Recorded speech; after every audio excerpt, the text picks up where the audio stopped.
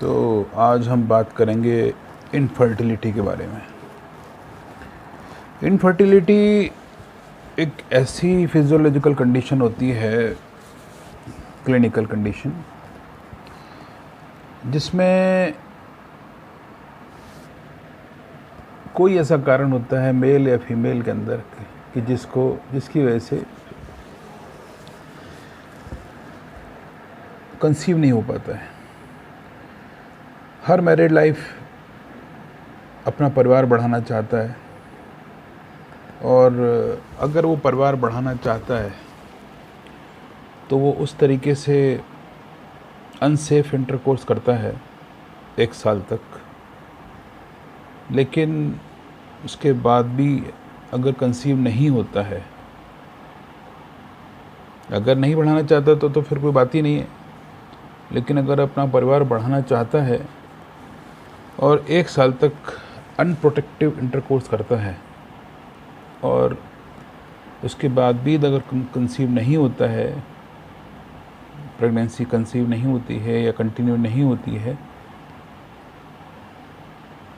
तो ये मान लिया जाता है कि इसको इनफर्टिलिटी है।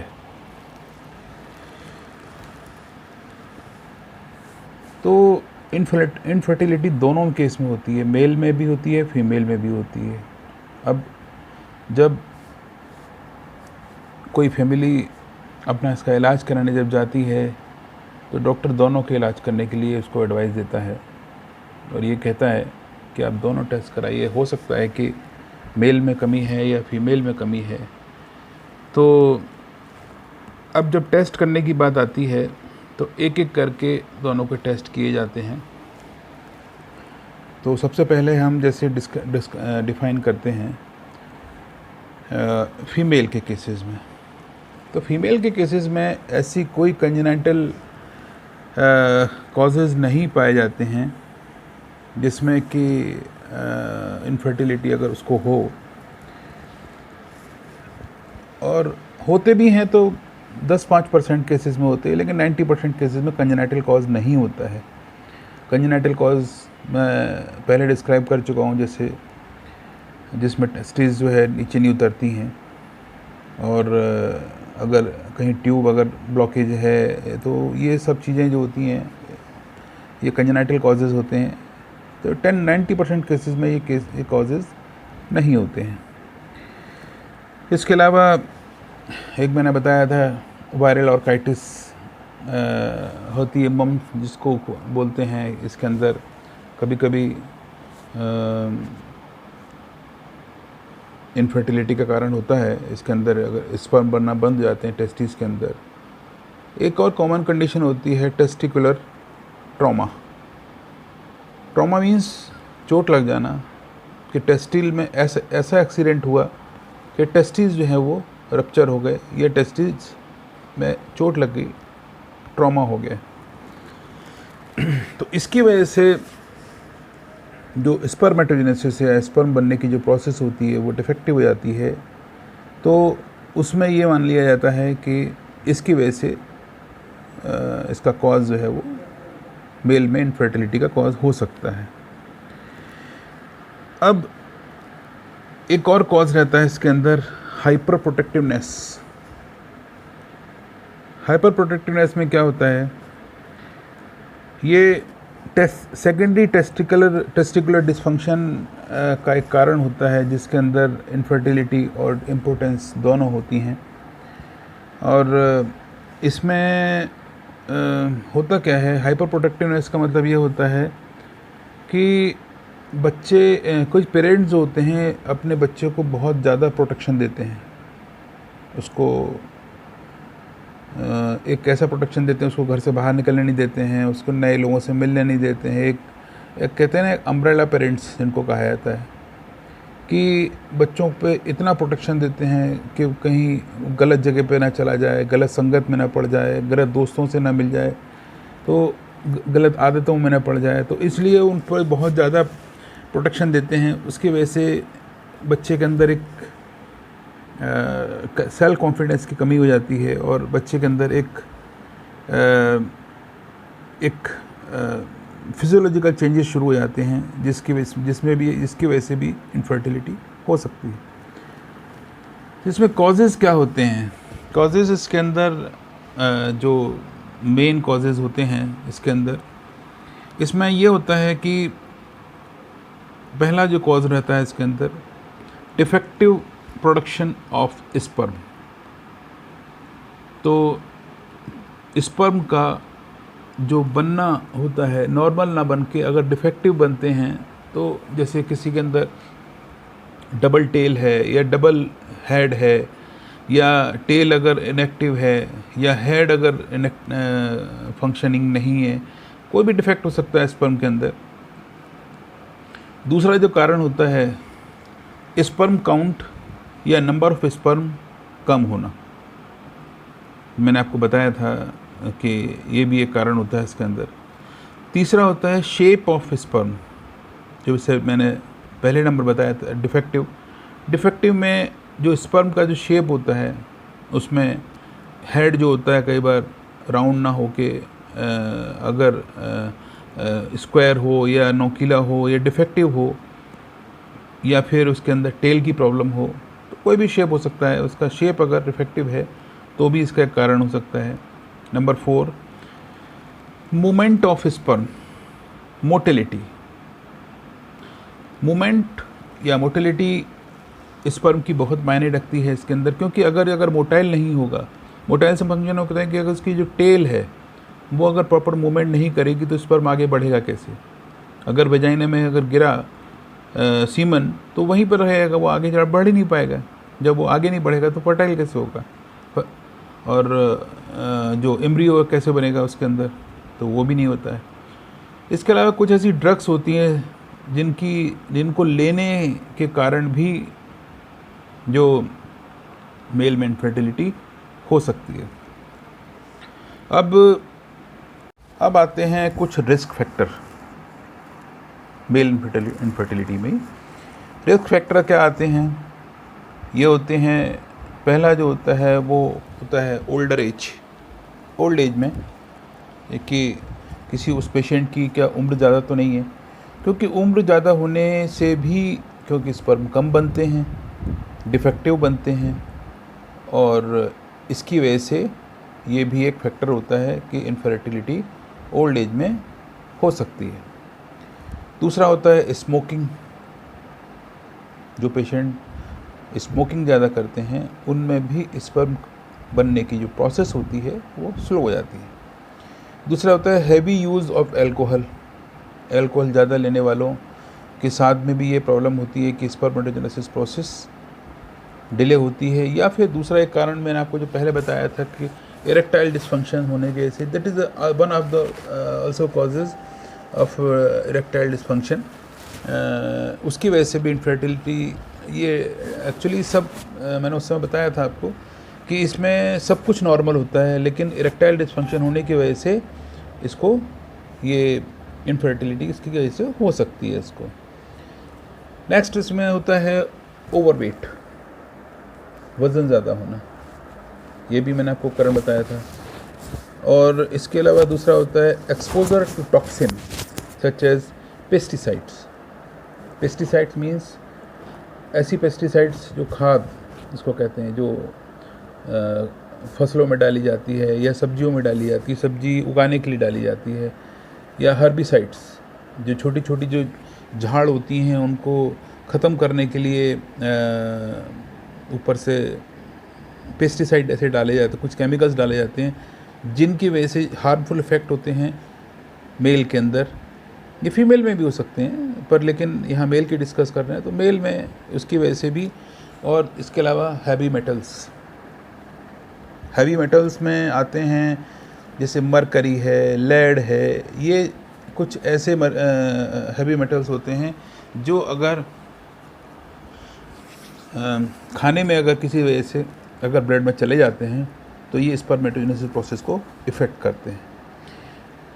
इसके बाद आती हैं कुछ मेडिकल कंडीशन आती हैं जो कि इस इनफर्टिलिटी को बढ़ावा देती हैं। वो होती है, पहले नंबर पे आती है रेट्रोग्रेड इजैकुलेशन। जैसे मैंने आपको ऊपर बताया था, इरेक्टाइल डिसफंक्शन में ही आता है रेट्रोग्रेड इजैकुलेशन। मींस जिस ग्रेड, फॉरवर्ड ग्रेड का जो इजैकुलेशन होना चाहिए, टाइट, थोड़ा सा, तो वो अगर उसमें अगर लचीला होगा या उसका जो इरेक्शन होगा वो फ्लेक्सिबल होगा, तो फिर उसकी वजह से भी इनफर्टिलिटी हो सकती है। दूसरा आता है वेरिकोसील। मैंने आपको बताया था कि जो स्क्रोटम होते हैं, उसकी जो वेन होती है वो, उसमें ब्लड सप्लाई जब बढ़ जाती है तो उसका इलार्जमेंट हो जाता है, enlargement of when of scrotum, उसको बोलते हैं वेरिकोसील। मैंने पहले बता चुका हूँ आपको। तो इसकी वजह से क्या होता है, ये होता क्यों है वेरिकोसील? इसलिए होता है क्योंकि वेन्स के अंदर छोटे छोटे वॉल पाए जाते हैं। आपको पता है वेन के अंदर ब्लड सप्लाई कम होती है, उसका जो फोर्स होता है, ब्लड का जो फोर्स होता है वो कम होता है, क्योंकि यहाँ से ब्लड जो है वापस हार्ट में जाता है। आर्टरी के अंदर प्रेशर ज़्यादा होता है और इसके अंदर वेन्स में प्रेशर कम होता है। तो इसकी वजह से क्या होता है, यहाँ छोटे छोटे वॉल्व्स होते हैं जो कि एक बार ब्लड को जब आगे बढ़ जाता है उसको वापस नहीं आने देते हैं। तो इसकी वजह से क्या होता है, वो वॉल्व अगर कभी कभी पुअर हो जाते हैं, उनकी फंक्शन अगर पुअर हो जाती है, तो उसकी वजह से ये वेरिकोसील की प्रॉब्लम हो जाती है। तीसरा इसके अंदर जो है वो testis can not descend in the scrotum. जो पहले स्थिति आई थी, मैंने आपको बताई थी कि कंजेनाइटल जो कंडीशन होती है इसके अंदर, जिसके अंदर स्क्रोटम टेस्टिस में नहीं आ पाते हैं, तो फिर इसकी वजह से स्पर्मेटोजेनेसिस प्रोसेस नहीं हो पाती है, स्पर्म बन नहीं पाते हैं और इसकी वजह से इनफर्टिलिटी हो जाती है। इसके बाद नेक्स्ट जो कॉज होता है, यूजेस ऑफ हैवी एंटीबायोटिक्स। अब ये देखिए कि कभी कभी क्या होता है कि कुछ ऐसी कंडीशंस हो जाती हैं, कोई एक्सीडेंट हो गया या कुछ हो गया, तो एंटीबायोटिक कई बार बहुत स्ट्रॉन्ग दी जाती है। स्ट्रॉन्ग एंटीबायोटिक देने का पर्पज़ ये रहता है कि किसी तरीके से इन्फेक्शन को कंट्रोल किया जाए, लेकिन होता क्या है, उसमें हम कई ऐसे हार्मफुल साइड इफ़ेक्ट जो है दवाइयों के पा लेते हैं, जिसकी वजह से ये जो नॉर्मल प्रोसेस होती है, ये नॉर्मल जो फिनोमिनाज होते हैं, ये डिस्टर्ब हो जाते हैं। तो इसकी वजह से हैवी जो एंटीबायोटिक होने की वजह से जो स्पर्म जो होते हैं वो ये जो एंटीबायोटिक हैं स्पर्म पर भी अटैक करते हैं। स्पर्म पर अटैक करने की वजह से क्या होती है, या तो वो डिसफंक्शन हो जाते हैं या फिर अपना ये डेड हो जाते हैं। फिर इसके बाद लास्ट आता है हार्मोनल इम्बैलेंस। तो टेस्टिकुलर हार्मोन जो होता है टेस्टोस्टेरोन, उसका प्रोडक्शन कम हो जाता है अगर ये हार्मोन इम्बैलेंस हो। किसी वजह से हो सकता है, कई वजह हैं इसकी जो आगे आपको पढ़ने में आएगी लेकिन मेडिसिन में, लेकिन यहाँ पर बहुत डिटेल में है काफ़ी ये। लेकिन उसकी वजह से अगर हार्मोन इम्बैलेंस हो जाए तो उसकी वजह से स्पर्मेटोजेनेसिस प्रोसेस डिस्टर्ब होती है और स्पर्म बनना या तो डिफेक्टिव होता है या कम हो जाता है। इसके अलावा कुछ मेडिकेशन होती हैं, कुछ दवाइयाँ होती हैं जो कि स्पर्मेटोजेनेसिस प्रोसेस को डिलेट करती हैं या डिस्टर्ब करती हैं। वो कौन कौन सी होती हैं? पहली होती है कीमोथेरेपी। कीमोथेरेपी क्या होती है? ये कीमोथेरेपी और रेडिएशन थेरेपी। कीमोथेरेपी जब किसी कैंसर पेशेंट का जो ट्रीटमेंट किया जाता है उसमें दो तरह की ट्रीटमेंट किया जाता है। एक होता है कीमोथेरेपी, जिसमें इंजेक्शंस दिए जाते हैं आईवी के थ्रू, इंजेक्शन नस में दिए जाते हैं, या फिर होती है रेडियोथेरेपी। तो उसको बोलते हैं रेडिएशंस। रेडिएशन जो होते हैं वो बाहर से दिए जाते हैं, एक्सटर्नल दिए जाते हैं, उनको बोलते हैं रेडियोथेरेपी। वो कोबाल्ट रेडिएशंस होते हैं, हैवी मेटल्स के होते हैं, इनको बाहर से दिया जाता है।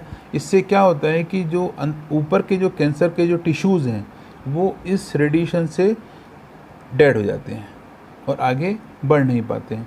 तो ये दो तरह की थेरेपी जो होती हैं कैंसर पेशेंट में दी जाती हैं, कीमोथेरेपी और रेडियोथेरेपी। दूसरा होता है सल्फासेलाज़ाइन।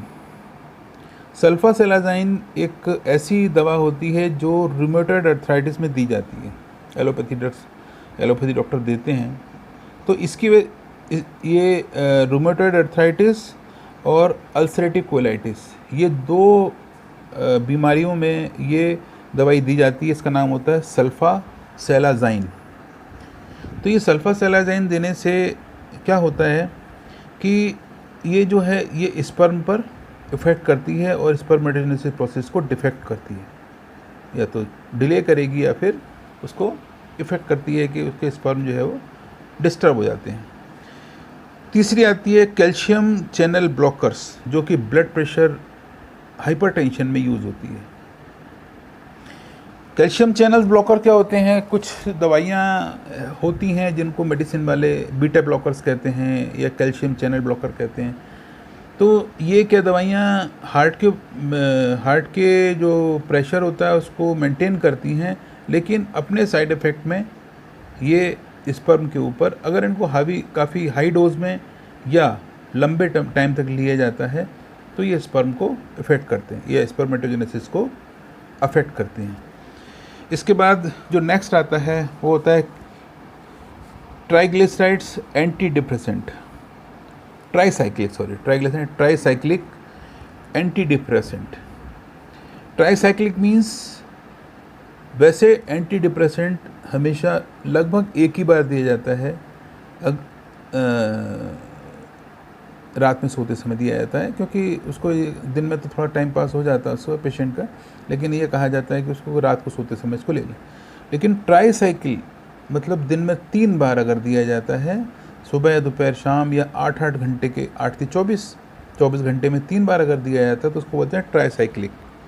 तो इसके देने की क्या होता है कि पेशेंट की ये स्पर्मेटोजेनेसिस प्रोसेस होती है ये सप्रेस हो जाती है, इसमें स्पर्म काफ़ी कम बनने लगते हैं, ये भी एक कारण होता है। इसका एक लास्ट कारण होता है एनाबॉलिक स्टेरॉइड्स, जो कि एनाबॉलिक स्टेरॉइड्स ऐसे होते हैं जो कि एथलेटिक यूज़ करते हैं अपनी परफॉर्मेंस को बढ़ाने के लिए।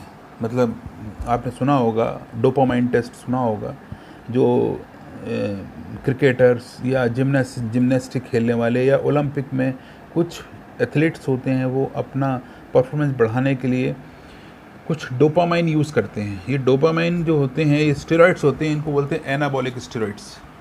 ये एनाबॉलिक स्टेरॉइड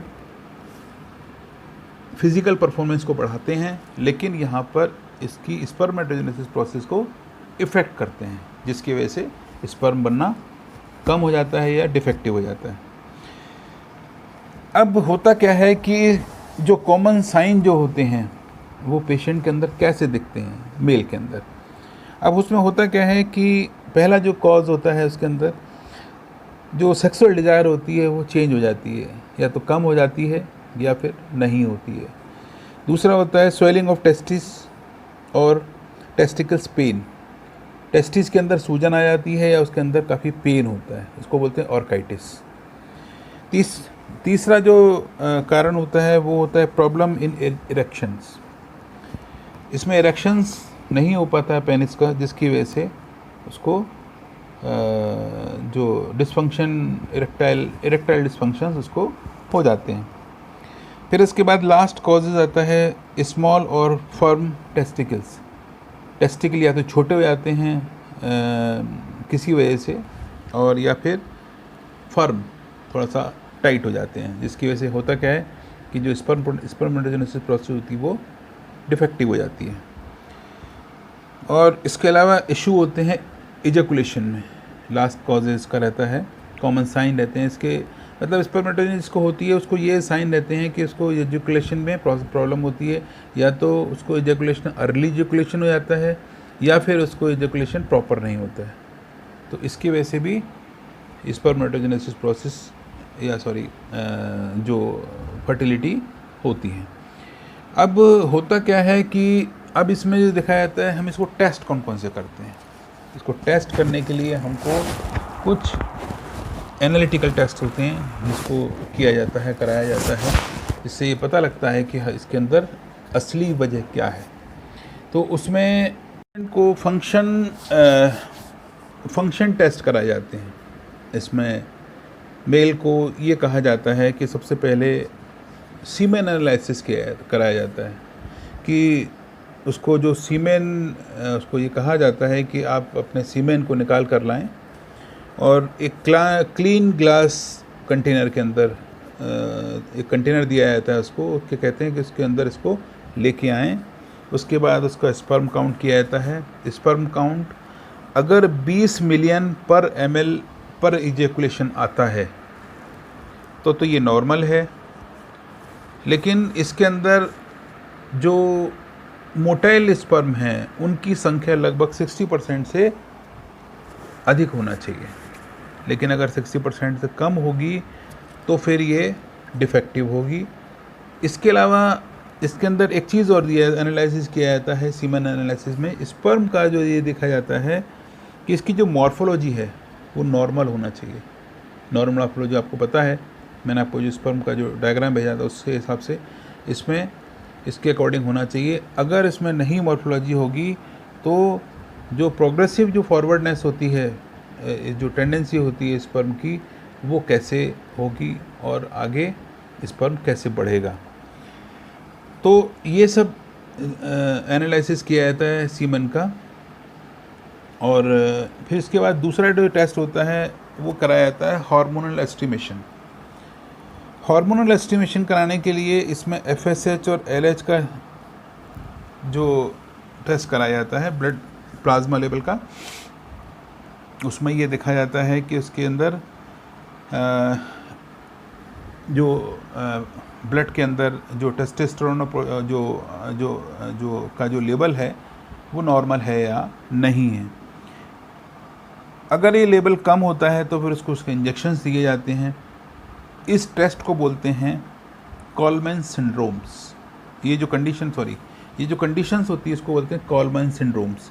इसके अंदर होता क्या है, पेशेंट जो होता है वो एज़ोस्पर्मिया, उसमें जो स्पर्म की जो काउंटिंग कम होती है, टेस्टोस्टेरोन का जो लेवल डाउन होता है और FSH LH का लेवल प्लाज्मा के अंदर बढ़ा हुआ होता है, तो इसकी वजह से स्पर्मेटोजेनेसिस प्रोसेस नहीं होती है।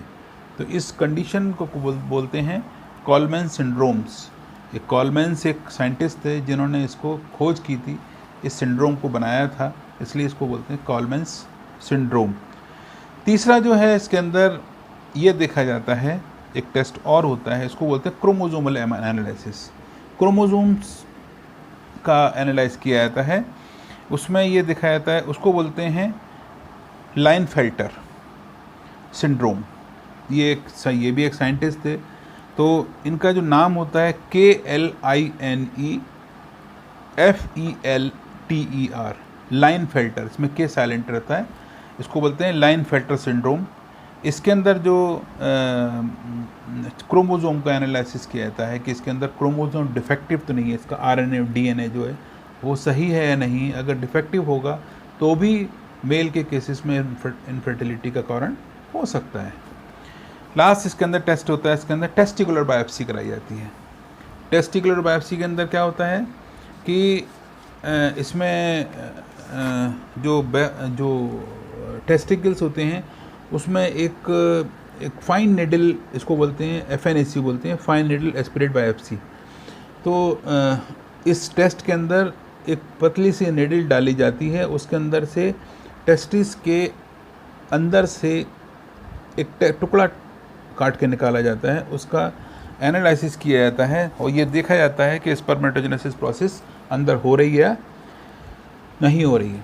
ये टेस्ट कब करते हैं, ये करते हैं ट्यूमर होता है, अगर किसी टेस्टिस में ट्यूमर हो तो उस केसेस में इसको किया जाता है और ये पता लगाया जाता है कि प्रोसेस हो रही है या नहीं हो रही। मेल इनफर्टिलिटी का कारण और उसके कॉजेज़, कंडीशन, रिस्क फैक्टर और उसका टेस्ट, ये टेस्ट कैसे किया जाता है।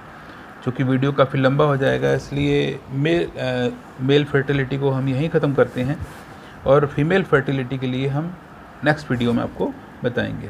Thank you, have a nice day.